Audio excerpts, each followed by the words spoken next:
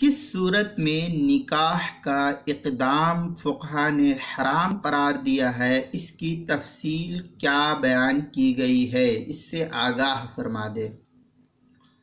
जवाब, अगर इंसान को इस बात का यकीन हो कि वो शख्स बीवी का जो माली हक़ है या जिनसी हक़ है, माली और जिनसी हक़, इन दोनों को अदा करने पर कतई तौर पर कुदरत नहीं रखता है और नहीं रख पाएगा, तो उसके लिए निकाह का इक़दाम करना, निकाह के लिए आगे आना, निकाह करने की कोशिश करना, इसको हराम करार दिया गया है।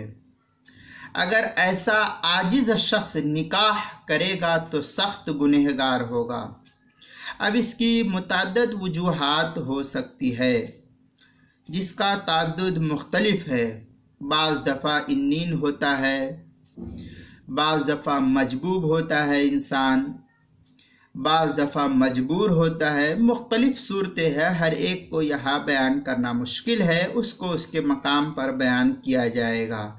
यहाँ इतना है कि औरत का जिनसी और माली दोनों एतबार से हक़ अदा करने पर कादिर नहीं, तो ऐसे शख्स के लिए निकाह को हराम करार दिया गया है। शामिया में है, फ़इन तयक्कनहु ऐ तयक्कनल जौर हरामुन लिअन्न निकाह इन्नमा शरअ लिमस्लहति तहसीन नफ्स व तहसील सवाब। इसके तहत जो है शामिया में इबारत नकल की है, जो देवबंद ज़करिया बुक डिपो का छपा हुआ नुस्खा, उसकी चौथी जिल्द सफ़ा 66 पर 66, और जो कराची का छपा हुआ नुस्खा उसकी तीसरी जिल्द सफ़ा 7 पर भी है।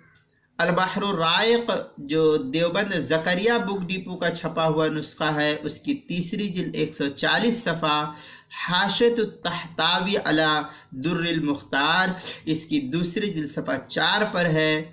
और सकबुल अनहुर में है, व यहरुमु इंदा तयक्कुनिही, इसके तहत जो सकबुल अनहुर पहली जिल्द सफ़ा 467 पर नकल किया है। फतहुल कदीर के अंदर भी कुछ थोड़ी बहुत इबारत है। फ़इन बलगा मबलगा मा इफ्तरज़ फ़ीहि निकाह हरमुन, इसके तहत जो है थोड़ी सी इबारत है, वहाँ देख सकते हैं फतहुल कदीर की तीसरी सफ़ा 178 पर।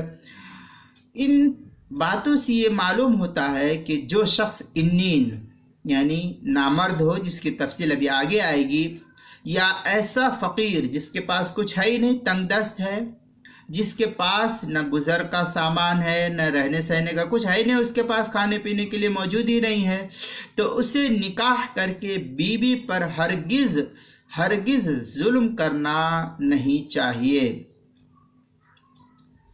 इसलिए कि इन सूरतों में न ही उसके पास माल है और न ही सोहबत करने पर कादिर है, तो ऐसी सूरत में औरत पर ये दोनों एतबार से, जिनसी और माली दोनों एतबार से जुल्म व ज़्यादती होगी, जो नाजायज़ और हराम है।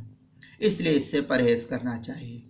इस मसले को उर्दू किताब में भी किताब अल मसाइल की चौथी जिल्द सफ़ा 44 पर भी नकल किया गया है।